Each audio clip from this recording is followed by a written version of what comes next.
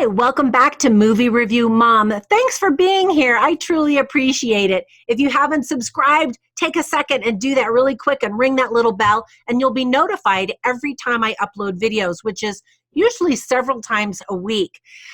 So today, the movie I'm reviewing is The Good Liar.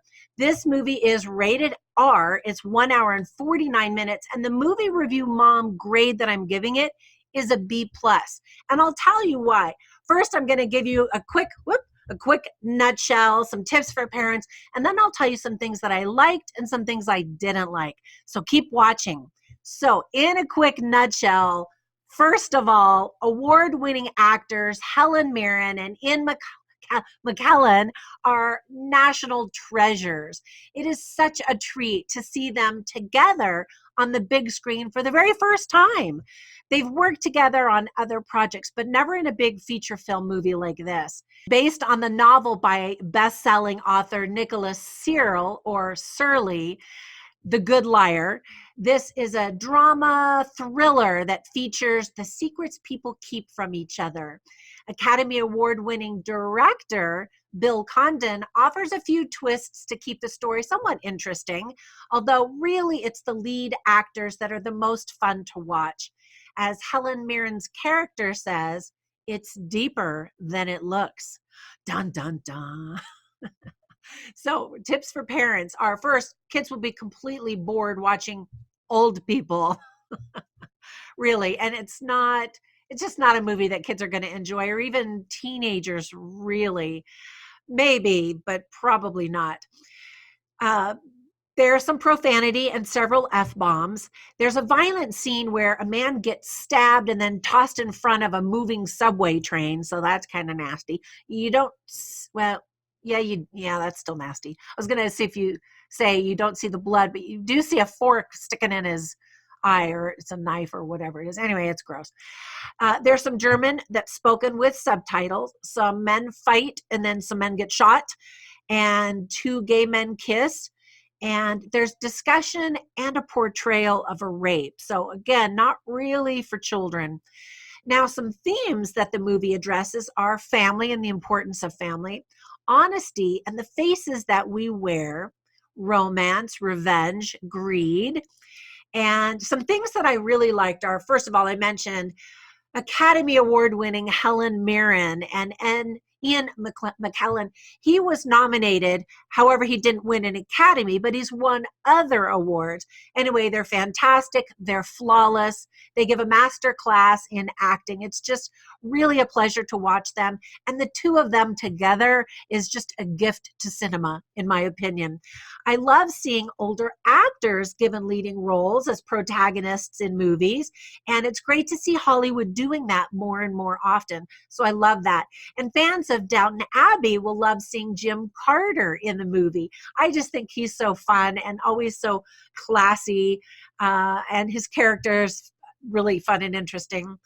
And I loved at the very beginning of the movie. It was very intriguing. The music itself was intriguing, and I thought, what direction is this movie going to take? And so you see these two characters typing on typewriters. That kind of already takes you back to a bygone era when we used typewriters. And I loved the introduction of only seeing the characters' eyes. They're on their laptops or their typewriters or whatnot. And so you only kind of see from here up. Of course, you know who it is, but it was just kind of intriguing.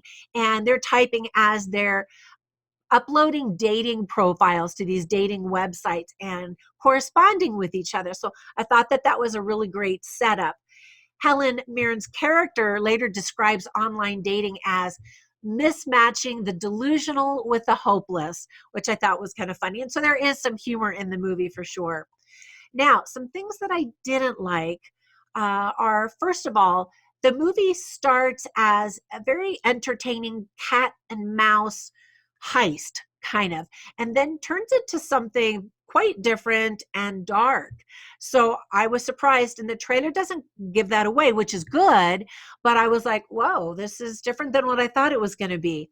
It does move slowly in some places, and an hour into the movie, there are quite a few scenes with excessive exposition, meaning the character is sitting there and explaining what happened in the past to explain what's happening in the present or what might happen in the future. And you're like, okay. And then again, towards the end, you're being told this is what happened. This is why this is happening. This is what's going to happen in the future. And you're like, okay. Generally, exposition scenes are looked down upon in film, kind of as lazy writing. There's some jumping to the past to explain the present.